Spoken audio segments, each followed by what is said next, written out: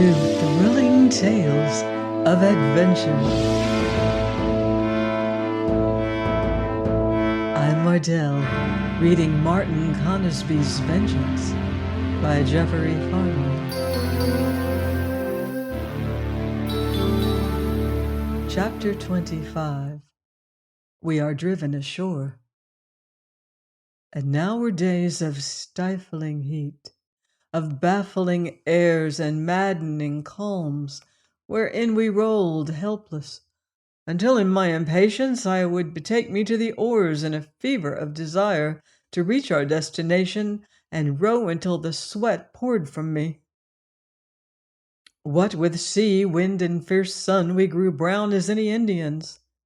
But Sir Richard seemed to mend apace, and to my great joy, for as time passed, my respect for him deepened, and with it a kindlier feeling, for in these long days and nights of our fellowship, I grew to know how, by suffering patiently borne, a man might come by a knowledge of himself and his fellows, and a kindly sympathy for their sins and sorrows, that is, as I do think, the truest of all wisdom.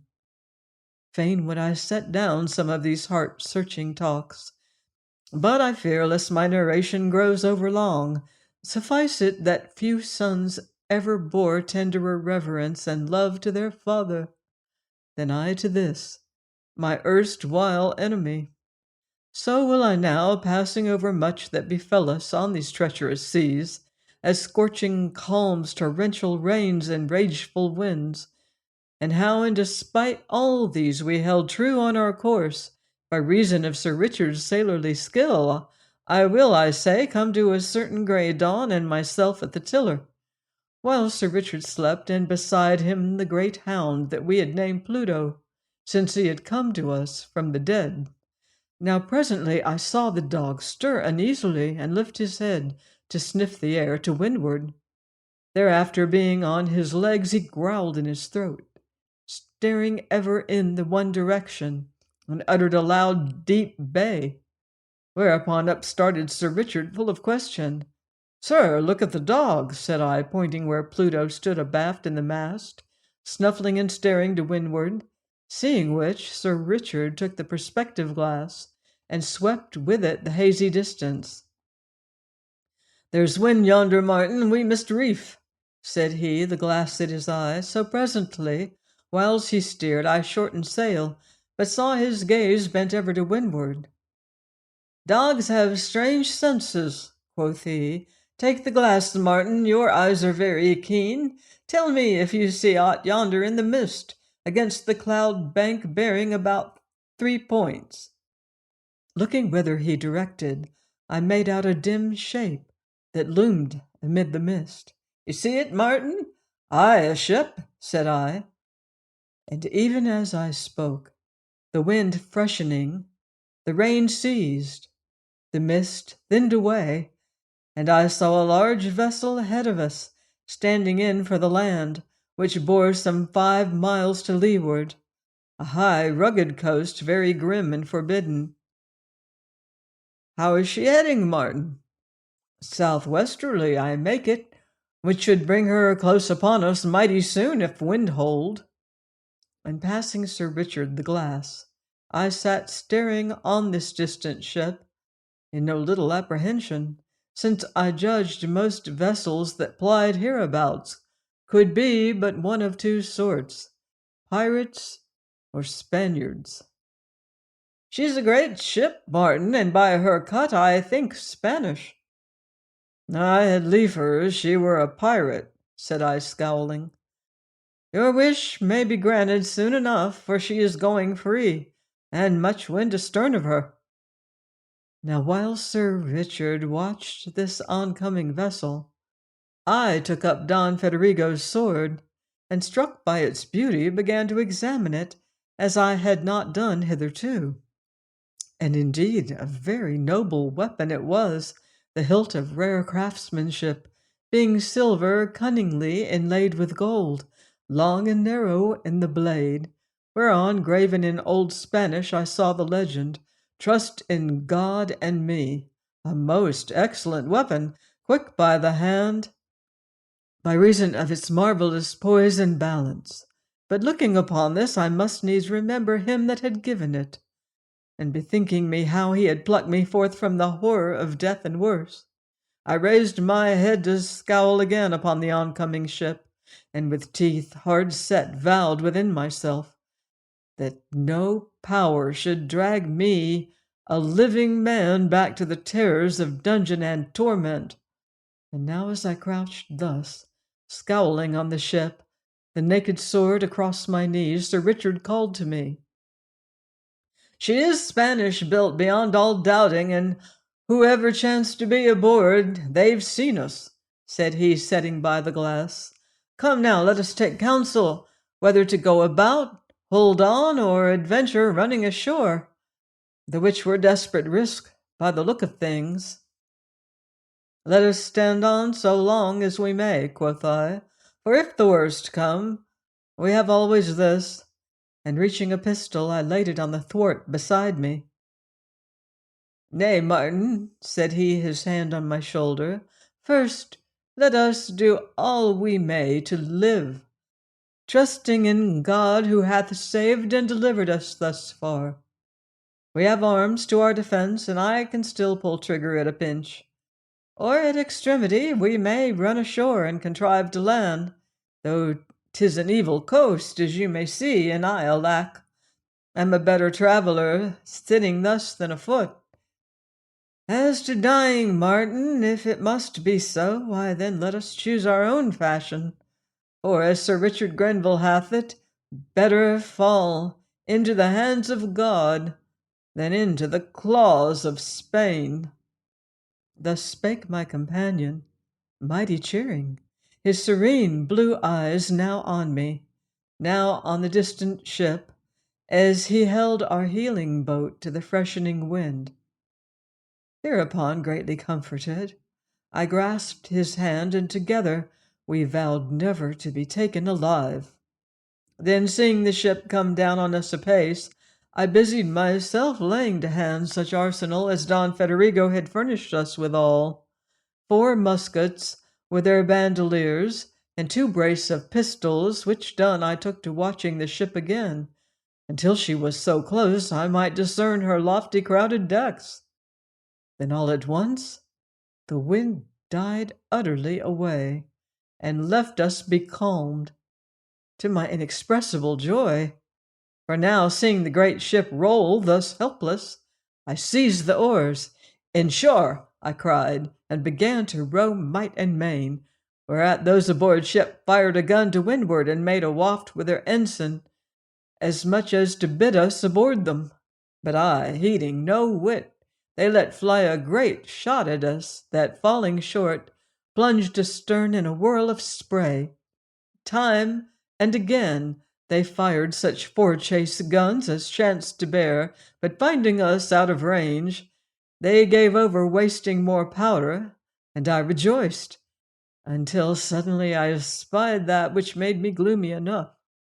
For 'twixt the ship and us came a boat full of men, who rowed lustily, and they being many, and I one, they began to overhaul us rapidly despite my efforts, till, panting and sweating despair, I seized my vain labor and made to reach for the nearest musket.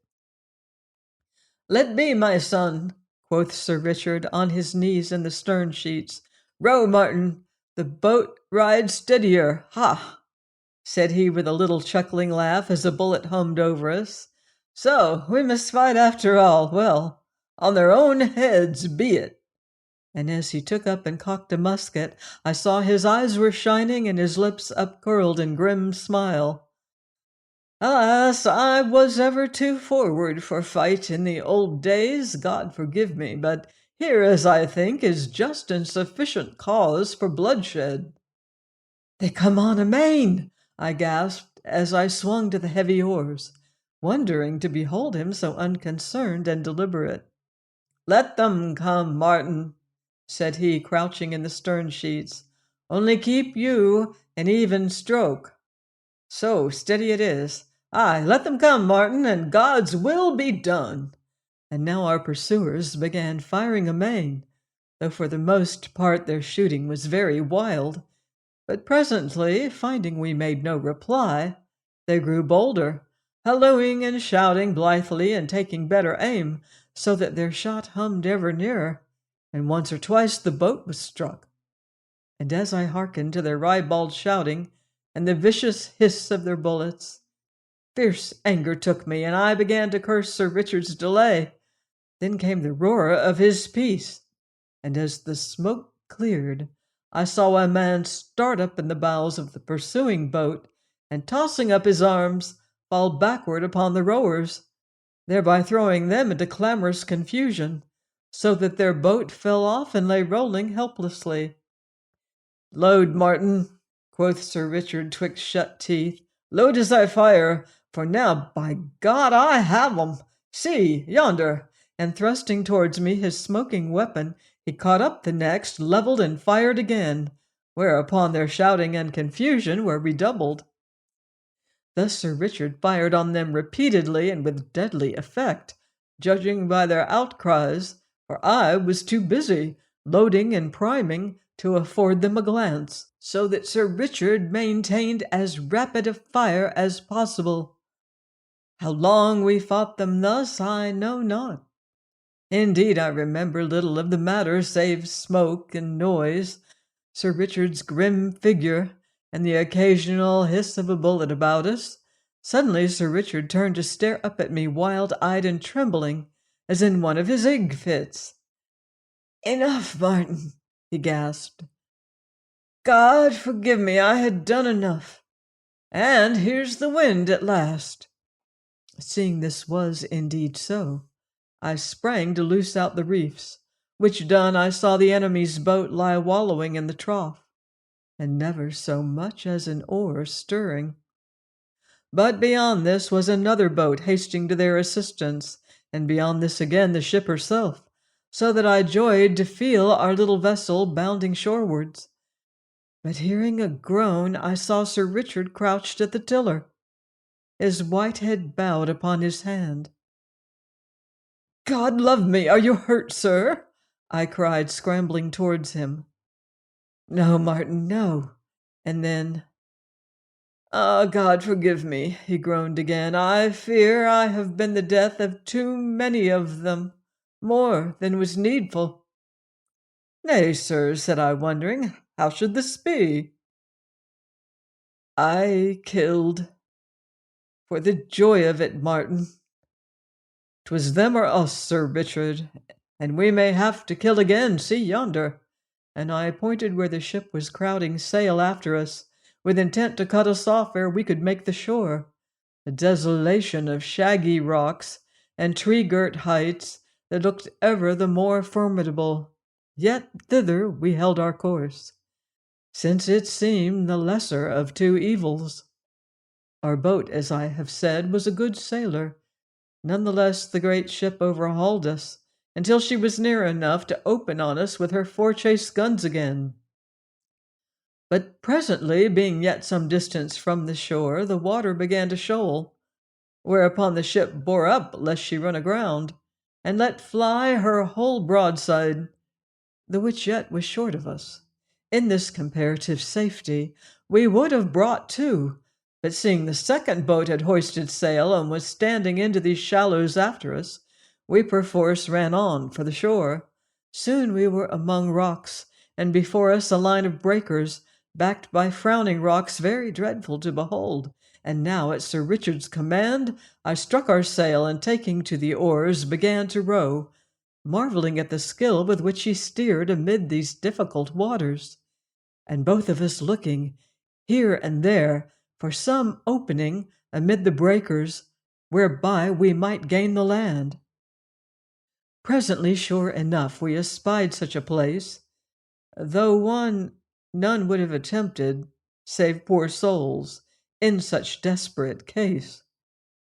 The air about us seemed full of spume and the noise of mighty waters, but Sir Richard never faltered. His eyes looked upon the death that roared about us, serene and untroubled. And now we were amid the breakers.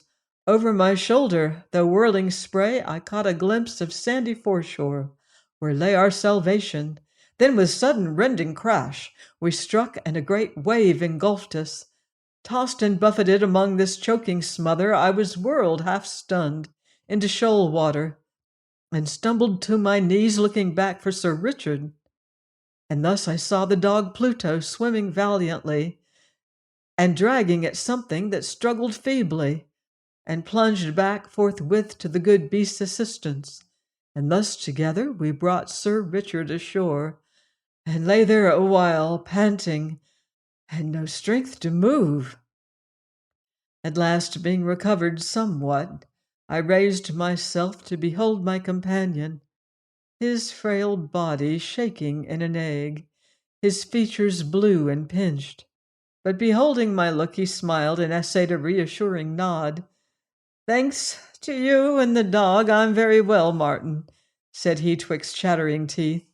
"But what of the boat? She should come ashore." Looking about, sure enough, I espied our poor craft, rolling and tossing helplessly in the shallows hard by, and running thither was seized of sudden despair, for I saw her bilged and shattered beyond repair. Now, as she rolled thus, the sport of each incoming wave, I beheld something bright caught up in her tangled gear, whereupon I contrived to scramble aboard, and so found this to be Don Federigo's rapier, the which was some small mitigation of my gloom, and put me to great hopes that I might find more useful things, as compass or sextant, and so found a small barracoe of water firm wedged beneath a thwart. But save for this, the boat was swept bare.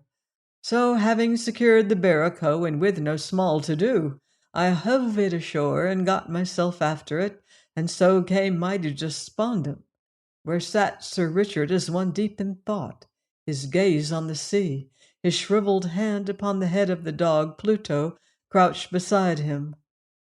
"Truly we are in evil case, Martin," quoth he, when I had told him the result of my search. "Aye, we are in woeful plight. And this land of Darien is very mountainous, and ill travelling, as I remember." "Yet needs must we venture it," said I gloomily.